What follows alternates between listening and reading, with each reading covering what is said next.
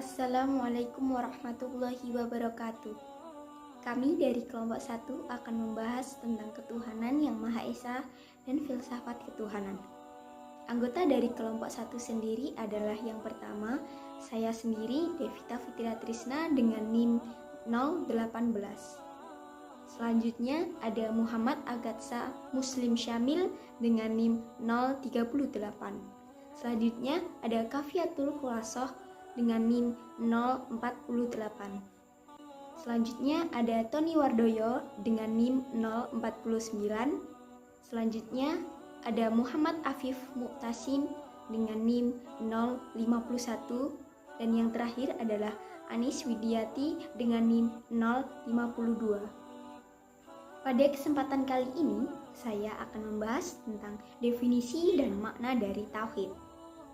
Tauhid adalah hal pertama dalam dakwah tiap Rasul. Tauhid sendiri merupakan awal dari berbagai macam tempat menuju Allah Subhanahu wa Ta'ala. Nabi bersabda, barang siapa yang di akhir hayatnya mengucapkan La ilaha illallah, maka dia masuk surga. Menurut bahasa, kata tauhid berasal dari bahasa Arab. Tauhid bentuk masdar atau infinitif dari kata wahada yang artinya al-ittihadu biwahdaniyatillah, keyakinan atas keesaan Allah. Sedangkan menurut istilah ialah yakin bahwa Allah itu satu dan tak ada lagi sekutu baginya, yang diperjelas dalam kalimat syahadat la ilaha illallah. Tidak ada Tuhan selain Allah. Tauhid sendiri bermakna mengesahkan Allah. Tidak boleh dihitung dengan bilangan 1, 2, dan sebagainya. Dalam Al-Quran juga telah dinyatakan dengan jelas tentang keesaan Allah Subhanahu wa Ta'ala dalam surah Al-Ikhlas. A'udzubillahi minasyaitonirrajim. Bismillahirrahmanirrahim. Qul huwallahu ahad, Allahus samad, lam yalid wa lam yulad wa lam yakul lahu kufuwan ahad. Yang artinya, katakanlah, dialah Allah yang Maha Esa. Allah adalah Tuhan yang bergantung kepadanya segala sesuatu. Dia tidak beranak dan tiada pula diperanakkan, dan tidak ada seorang pun yang setara dengan Dia. Dari ayat tadi diketahui bahwa Allah itu satu, Esa, dan tidak ada yang sebanding dengannya. Menurut pendapat Quraisy Shihab, keesaan Allah itu meliputi zat, sifat, dan dalam kegiatan beribadah kepadanya. Keesaan zat maksudnya adalah seorang harus mempercayai bahwa Allah tidak terdiri dari unsur atau bagian. Sebab jika zat yang maha kuasa terbentuk dari zat tertentu, maka akan membutuhkan bagian-bagian lain sekecil apapun. Sehingga dapat disimpulkan unsur atau bagian ini merupakan syarat bagi wujudnya. Keesaan dalam segi sifat ialah memiliki pengertian yang berarti Allah mempunyai sifat yang tidak mungkin sama dengan sifat makhluknya. Allah Esa dalam sifatnya tidak ada yang menyamai dengan kapasitas tersebut. Qul inna sholati wa nusuki wa mahyaya wa mamati lillahi rabbil alamin. Katakanlah, sesungguhnya salatku, ibadahku, hidupku, dan matiku semuanya karena Allah, pemelihara seluruh alam. Al-Quran Surat Al-An'am ayat 162. Dari ayat ini dapat disimpulkan bahwa segala bentuk kegiatan peribadatan hanya dan harus ditujuan kepada Allah Subhanahu wa Ta'ala semata. Sekian dari saya sampaikan, terima kasih. Definisi iman dan takwa serta peranannya. Pengertian iman. Iman menurut bahasa adalah percaya atau yakin. Keimanan berarti kepercayaan atau keyakinan. Secara sempurna, pengertiannya adalah membenarkan, mempercayai Allah dan segala apa yang datang daripadanya sebagai wahyu melalui rasul-rasulnya dengan kalbu, mengikrarkan dengan lisan, dan mengesahkan dengan perbuatan. Dalam surat Al-Baqarah ayat 165 dikatakan bahwa orang-orang yang beriman adalah orang yang sangat cinta kepada Allah. Asyhadu hubban illah. Dalam hadis yang diriwayatkan oleh Ibnu Majah At-Tabarani, iman didefinisikan dengan keyakinan dalam hati, diikrarkan dengan lisan, dan diwujudkan dengan amal perbuatan.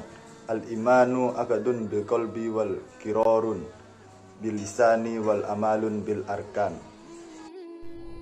Assalamualaikum warahmatullahi wabarakatuh. Saya, Wafdul Huaso, ingin menyampaikan materi. Beriman merupakan suatu perbuatan yang apabila diibaratkan menjadi sebuah pohon, berarti memiliki banyak dahan dan juga cabang. Kata-kata beriman atau kalimat motivasi beriman dari Rasulullah SAW sering kita jumpai. Misalnya saja, malu merupakan sebagian dari iman. Menjaga kebersihan merupakan sebagian dari iman. Bersikap ramah terhadap orang lain merupakan sebagian dari iman. Menjaga atau membela bangsa dan negara merupakan sebagian dari iman. Dan juga menyingkirkan suatu halangan yang dapat menyengsarakan orang lain dari jalan atau jalanan juga merupakan sebagian dari iman.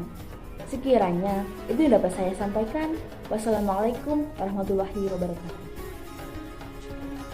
Takwa berasal dari kata waka, yaci, wakiyah yang berarti takut, menjaga, memelihara, dan melindungi. Dalam takwa, terdapat karakteristik orang-orang yang bertakwa. Secara umum, dapat dikelompokkan ke dalam 5 kategori atau indikator ketakwaan. Di antaranya, pertama, iman kepada Allah, para malaikat, kitab-kitab, dan para nabi.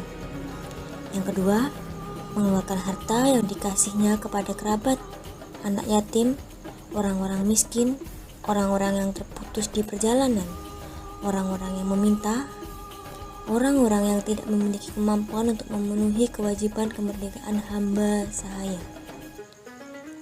Ketiga, mendirikan sholat dan menunaikan zakat, atau dengan kata lain memelihara ibadah formal. Keempat, menepati janji yang dalam pengertian lain adalah memelihara kehormatan diri. Yang kelima, sabar di saat kepayahan, kesusahan, dan di waktu perang, atau dengan kata lain memiliki semangat perjuangan. Salah satu bentuk penyimpangan dalam nilai-nilai ketuhanan adalah kasus yang menimpa Lia Aminuddin atau biasa disebut Lia Eden. Lia pernah menjadi sorotan berbagai pihak lantaran disinyalir menyebarkan ajaran sesat. Lia mengaku telah mendapatkan wahyu dari malaikat Jibril dan berambisi untuk menyebarkan sebuah ajaran baru.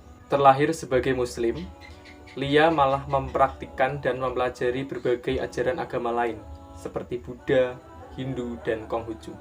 Lia mendeklarasikan sebuah ajaran agama baru yang dia beri nama Salamullah sebagai bentuk penyatuan dari berbagai ajaran agama yang ia alami.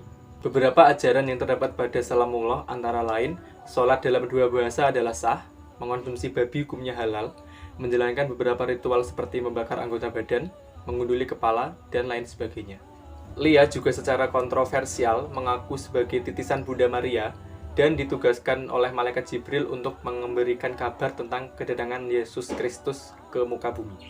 Lia kemudian ditangkap dan ditahan atas tuduhan penistaan agama oleh Majelis Ulama Indonesia. Pemahaman ajaran baru yang dibawa Lia Eden ini telah berhasil merekrut kurang lebih 100 orang pada awal pengajarannya.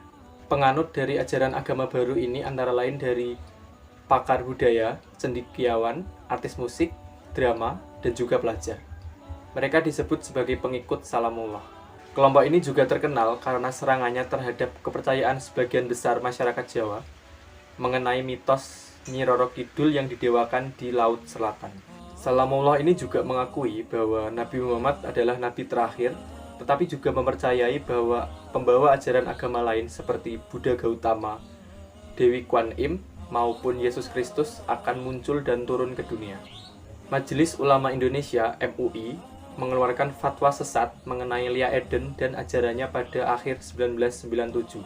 Fatwa dengan nomor Cap/768-MUI/12/1997 tertanggal 22 Desember 1997 menyatakan bahwa malaikat Jibril tidak mungkin lagi turun ke bumi setelah sepeninggal Nabi Muhammad. Oleh karena itu, Lia Eden yang mengaku pernah didatangi malaikat Jibril dianggap sebagai tindakan sesat dan menyesatkan. Kesimpulannya adalah, dalam menjalani kehidupan, hendaknya tiap-tiap individu memiliki pegangan yang kuat sebagai landasan melakukan perbuatan, agar tidak tersesat dan salah dalam menapaki jalan kehidupan yang penuh dengan tantangan. Oleh karena itu, pemahaman atas nilai-nilai ketuhanan, tauhid, iman, dan takwa sangat penting diperhatikan demi terciptanya individu yang sehat, budi pekerti, dan terhindar dari kesesatan-kesesatan yang datang menghampiri. Agama pada dasarnya adalah sebuah media utama untuk meredam atau menyelesaikan sebuah konflik, bukan malah menjadi pemicu timbulnya konflik. Agama mengajarkan kedamaian dan kebaikan bagi setiap makhluk hidup. Dalam praktiknya, semua agama mengajarkan hal yang demikian. Semakin mahir orang memahami agama atau menjadi tokoh agama, harusnya akan semakin membuat orang tersebut memiliki jiwa perdamaian yang tinggi. Begitu pula dengan Islam. Dari nama saja sudah diketahui bahwa Islam adalah agama yang menyelamatkan para pemeluknya dari jalan kesesatan. Saya mewakili teman-teman dari kelompok 1 meminta maaf apabila dalam menyampaikan materi terdapat kekurangan dan kesalahan. Wallahul muwaffiq illa aqwamit thoriq. Wassalamualaikum warahmatullahi wabarakatuh.